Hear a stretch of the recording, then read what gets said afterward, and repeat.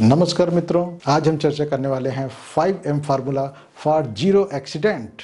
इसका first M है mitigate, यानी कि दुर्घटना के खतरों को न्यूनतम स्तर तक ले जाना। जब भी वर्कर साइट में जा करके काम शुरू करें, उससे पहले उनको करना चाहिए दुर्घटना के खतरों की खोजबीन। चारों तरफ घूम करके देखें, ऊपर नीचे दाएं बाएं आगे पीछे सब तरफ गर्दन घुमा करके देखें कि कहीं कोई दुर्घटना का खतरा उपलब्ध तो नहीं है। हो सकता है वहां पर तेल बिखरा पड़ा हो सकता है वहां पर कोई तार खुली अवस्था में हो जिसमें कि करंट होने की संभावना हो सकता है कि प्लेटफॉर्म कटा हुआ हो जहां पर किसी का पैर घुस सकता है, या हो सकता है कि प्लेटफॉर्म का रेलिंग गायब हो।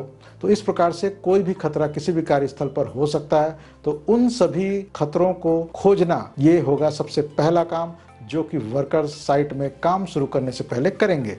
और उसके बाद क्या करना है, उसके बाद उन खतरों को दूर करने का प्रयास करना है कि अगर तेल वहाँ बिखरा पड़ा है तो क्या तेल की सफाई नहीं की जा सकती? बिल्कुल की जा सकती है। वैसे ही अगर कोई रेलिंग कहीं कटा पड़ा हो तो क्या रेलिंग की मरम्मत नहीं हो सकती? बिल्कुल हो सकती है। कहीं प्लेटफॉर्म कटा हो, बीच में छेद हो, तो वहाँ पर क्या कोई प्लेट को या कोई जाली के टुकड़े को क्या वेल्ड नहीं किया जा सकता? बिल्कुल किया जा सकता है।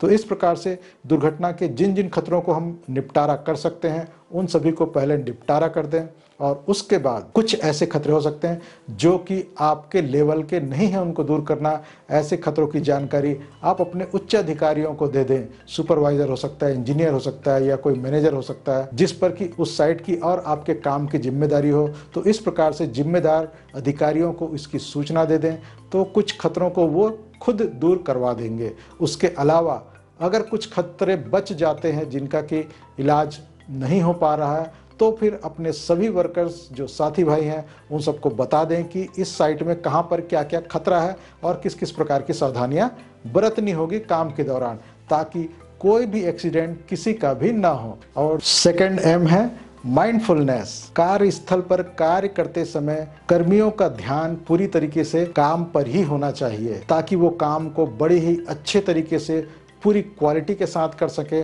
और साथ ही वहां उत्पन्न होने वाले किसी भी खतरे को उनको तुरंत पता चल जाए और कभी भी कोई भी दुर्घटना ना हो पाए। इसीलिए पूरा का पूरा ध्यान काम में लगना जरूरी है। कई बार होता है कि मन तो कहीं और होता है और शरीर होता है कार्यस्थल पर, जिसके कारण कोई भी खतरा सामने आने पर सही डिसीजन नहीं हो पाता, क्विक डिसीजन नहीं हो पाता और बड़ी दुर्घटना घट जाती है। इसीलिए दिमाग कार्यस्थल पर ही रखें, मन कार्यस्थल पर ही रखें, तभी हम शून्य दुर्घटना के लक्ष्य को प्राप्त कर पाएंगे। और तीसरा एम है मॉनिटरिंग। तो मित्रों, काम करते समय अधिकतर ये भी हो सकता है कि वर्कर पूरी तरीके से काम में डूबा हुआ है और आसपास कोई उत्पन्न खतरा जो उसको दिखाई नहीं दे रहा है।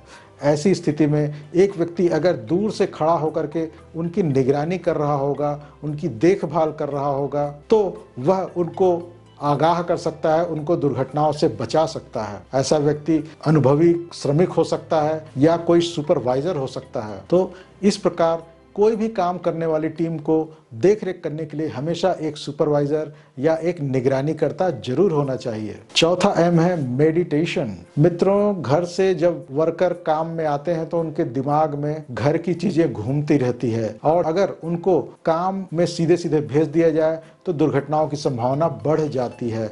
उसके बजाय अगर उनको सेफ्टी मेडिटेशन करवा दिया जाए तो वे पूरी तरीके से कार्यस्थल में हमारे क्या क्या रोल है, कैसी रिस्पॉन्सिबिलिटी है, ताकि हम स्वयं सुरक्षित रहें और दूसरों को भी सुरक्षित रख पाएं, इसके बारे में एक क्विक रिवीजन हो जाता है और 10 मिनट में वह व्यक्ति पूरी तरीके से माइंडफुलनेस की स्थिति में आ जाता है और वह सुरक्षित तरीके से काम कर पाता है। तो इसीलिए सेफ्टी मेडिटेशन जरूर अपने वर्कर्स को कराएं। अब ये कब होना चाहिए? जब भी वर्कर काम में आता है और साइन करने के लिए जाता है, तो साइन करने के बाद सभी वर्कर्स को या तो एक साथ या फिर बैचेस में बिठा करके 5 से 10 मिनट का सेफ्टी मेडिटेशन जरूर करवा देना चाहिए। अब ये सेफ्टी मेडिटेशन कैसे होता है उसके लिए एक डेडिकेटेड वीडियो बना करके पहले ही इस चैनल पर पब्लिश किया जा चुका है, जो कि आपको आई बटन में मिल जाएगा, और मैं इस वीडियो के डिस्क्रिप्शन बॉक्स में भी उसको डाल दिया हूं, जहां से आप उस मेडिटेशन को कर पाएंगे। और साथ ही अगर आप एडवर्टीजमेंट फ्री तरीके से इस मेडिटेशन को करना चाहते हैं तो आप एक एंड्रॉयड ऐप को डाउनलोड कर लीजिए जिसका कि नाम है सेफ इंजीनियर गाइड, जो कि गूगल प्ले स्टोर पर उपलब्ध है। और उसके माध्यम से आप अपने वर्कर्स को प्रतिदिन कार्यस्थल पर जाने से पहले ये मेडिटेशन जरूर करवाएं। और 5वां एम क्या है? वह है मोटिवेट करना।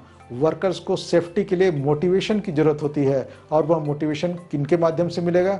उनके जो सुपरवाइजर हो सकते हैं या इंजीनियर हो सकते हैं या जो भी उनके वरिष्ठ हैं, उनके माध्यम से जब सेफ्टी का यूज़ करने के लिए मोटिवेट किया जाता है, सेफ्टी से काम करने के लिए मोटिवेट किया जाता है, तो वर्कर उसका जरूर ध्यान रखते हैं और सुरक्षित काम करके वापस भी आ जाते हैं। तो ये कब होना चाहिए? ये भी जब भी हम वर्कर को काम में भेज रहे हैं, किसी एक पर्टिकुलर काम में हमने मान लो 5 वर्कर को भेजना है, तो उन 5 वर्कर्स को सामने खड़े होकर के सेफ्टी से काम करने के लिए एक बार उनको बोलें, और उस पर्टिकुलर काम में क्या क्या खतरा आ सकता है और उन खतरों से बचने के लिए किन किन सुरक्षा उपकरणों की जरूरत है, किस किस प्रकार के सावधानियों की जरूरत है, उसके बारे में एक बार बता दिया जाए और उनको इस सभी का इस्तेमाल करने के लिए मोटिवेट कर दिया जाए। और अगर कोई पहले दुर्घटना उसी टाइप के काम में हुई हो तो उसके बारे में भी बता दिया जाए। तो इस प्रकार से सेफ्टी मोटिवेशन के द्वारा वर्कर्स को दुर्घटनाओं के प्रति और सेफ्टी के प्रति जागरूक कर दिया जाता है।